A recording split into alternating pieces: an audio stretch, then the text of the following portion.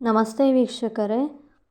ನಾನು ತುಂಬ ದಿನದಿಂದ ಅಂದ್ಕೊತಾ ಇದ್ದೆ ಮಂತ್ರಾಲಯಕ್ಕೆ ಹೋಗಬೇಕು ಅಂತ, ಆಗೇ ಇರಲಿಲ್ಲ. ಮೊನ್ನೆ ರೀಸೆಂಟಾಗಿ ಹೋಗಿ ಬಂದೆ. ನನಗೆ ಅವ್ರನ್ನ ಪೂಜಿಸಿದಾಗಿಂದ ನನಗೂ ಕೂಡ ಒಳ್ಳೆಯದಾಗಿದೆ. ನೀವು ಕೂಡ ಒಂದು ಸಲ ಹೋಗಿ ಬನ್ನಿ, ನಿಮಗೂ ಒಳ್ಳೆಯದಾಗುತ್ತೆ.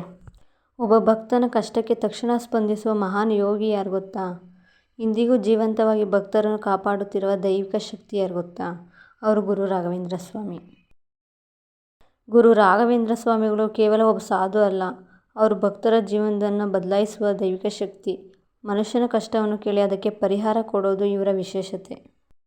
ಒಬ್ಬ ಬಡ ಭಕ್ತನಿಗೆ ಜೀವನದಲ್ಲಿ ಏನೂ ಇರಲಿಲ್ಲ. ಅವನು ರಾಘವೇಂದ್ರ ಸ್ವಾಮಿಗಳ ಮೇಲೆ ಸಂಪೂರ್ಣ ಭಕ್ತಿ ಇಟ್ಟು ಪ್ರಾರ್ಥನೆ ಮಾಡಿದ. ಕೆಲವೇ ದಿನಗಳಲ್ಲಿ ಅವನ ಜೀವನ ಬದಲಾಯಿತು. ಕೆಲಸ, ಹಣ, ಸಂತೋಷ ಎಲ್ಲವೂ ಅವನತ್ತ ಬಂತು.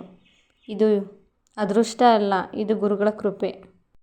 ಇಂದಿಗೂ ಮಂತ್ರಾಲಯದಲ್ಲಿ ಇರುವ ಅವರ ಬೃಂದಾವನದಲ್ಲಿ ಭಕ್ತರು ಪ್ರಾರ್ಥನೆ ಮಾಡಿದರೆ ಅವ್ರ ಸಮಸ್ಯೆಗಳು ಕಡಿಮೆಯಾಗುತ್ತವೆ ಎಂದು ಸಾವಿರಾರು ಜನ ಹೇಳ್ತಾರೆ.